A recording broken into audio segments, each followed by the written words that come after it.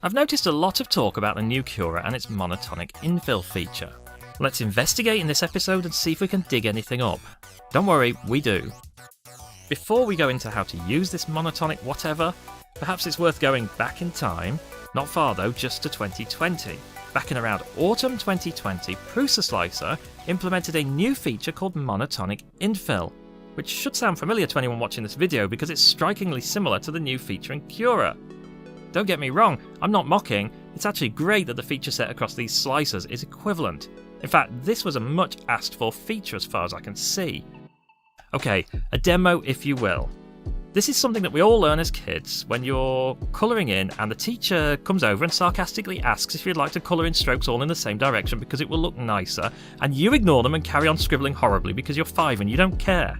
The problem is, in terms of printing in straight lines, printers already do this and they always have. Monotonic or otherwise, as long as you're using rectilinear fill, the strokes on a layer, other than the walls and the skins that follow the path, they will always be unidirectional. And then they switch orthogonally on the next layer, which is a posh way of saying 90 degrees to the last. Why is monotonic different and what is it supposed to solve in the first place? First up, here's Prusa Slicer's write-up about it. As you can see, and I will slow down and let you read this, the main idea seems to be to always fill in the same major direction. That is, not in the zigzag that the head is doing, no, the direction the whole printer is proceeding in, if you get the idea. I suppose as an analogy, if you're walking down a road and you're avoiding dog poops, you move side to side to do this, but that's just to avoid the dog poops. Your actual direction, which I'm going to call your major axis, is actually down the road. So it's important, apparently, not to lay down filament on the opposite way on this major axis. And curiously, there's more to it than this anyway. Note the last sentence, surprisingly difficult to implement optimally. Really, no kidding. Ugh. On initial glance, CURA's implementation looks largely along the same basic principles as the one I just went over with Prusa Slicer. I found a substantial write-up from what I believe is the developer who actually wrote the code. I must say that it looks like this was a bit of a nightmare to implement, so kudos to this guy for actually sticking it out. Again, if we read what's written, I will let you read it. Pause if I'm going too fast, I guess, and read it. There's a couple of things that I feel are conflated here, or at least I don't quite understand. Firstly, this bit here, as I already said, rectilinear infill never did change direction mid-layer from east to west into north to south. Other patterns do, I guess, but we're not talking about those. The issue he's talking about, I believe, especially when he mentions the micro-Fresnel reflection, it's kind of like a lenticular effect. As you rotate the piece, it catches the light differently. If you're thinking, great, simple, I now understand how monotonic infill works. Well, kind of, but I'm afraid I have some bad news because I've got a rabbit hole for you. I noticed that Prusa Slicer's implementation of this is different to CURA's in at least two ways that could actually impact print quality. Firstly, let's look at this again in this slide, highlighting this particular sentence. It's suitably vague that you could extract multiple meanings out of it, but when I first read it, I thought, so this means that when you continue from a broken line like this, you would try to continue the minor axis direction as if you haven't stopped when you pick that line up, right? Well, let's see. We start by doing standard back and forth, and then we hit this circle and we split off, and the last stroke was in this direction. And then if I catch the next stroke on the return, which was really hard to do by the way, it's actually in the same direction as the last one, so it's reversed the direction you'd expect if it hadn't split off. Does that matter? I personally would think it ought to. But the curious thing was when I looked at Prusa Slicer's implementation. Again, standard infill, then we split off, again mark the last direction.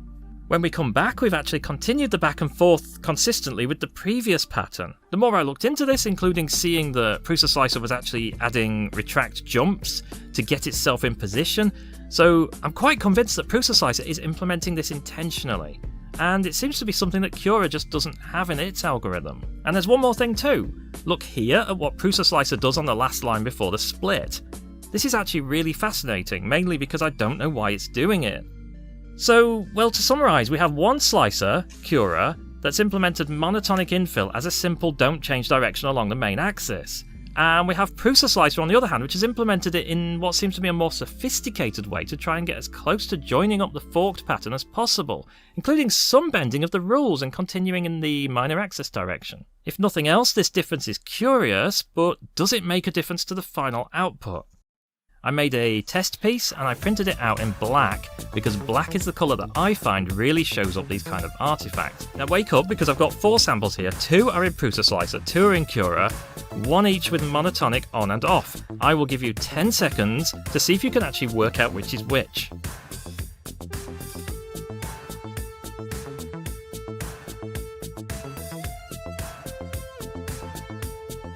Well, did you get it right? Looking at these, you can see fairly clearly that the monotonic infill on both of them is definitely an improvement over the normal rectilinear, but you can also no doubt see that the lines on the CURA ones aren't there on the Prusa ones. Well, about that. I definitely have the avoid printed parts option turned on, but as you can see in the G-code preview here, the blue lines are the moves and they are not avoiding printed parts. Compare that to the Prusa Slicer G-code for the same model, you can see there's only 2 moves, and the second one is actually the move to allow the infill to continue in the same minor direction like we spoke about earlier. I turned off the extra skin layer that CURA likes to put on models, just to level it up with the exact same number of walls of some kind as Prusa Slicer was doing, but it still does what I think is an unnecessary jump here. I have some more samples from this cube section printed out, so you can look at how they end up and you can draw your own conclusions. Well, now we know what monotonic infill is, so there's that.